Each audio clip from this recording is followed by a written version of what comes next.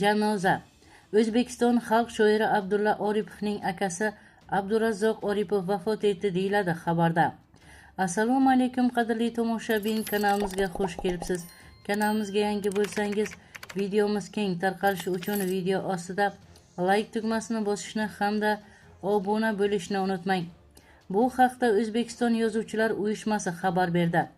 Qayd etilishicha, janoza namozi ertaga 16-iyul kuni soat 08:00 da Qarshi shahri Samarqand mahallasi Yangitong ko'chasi 23-uyda o'qiladi. Marhumning oila a'zolariga va yaqinlariga hamdardlik bildiramiz.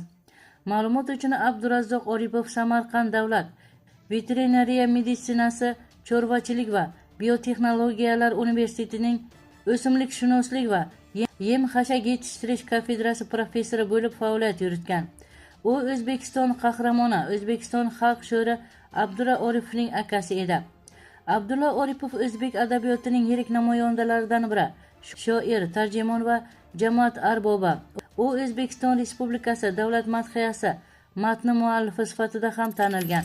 Shoirning Munojot, Sohib Qur'on, Haj daftari kabi asarlari o'zbek adabiyotida muhim o'rin egallaydi.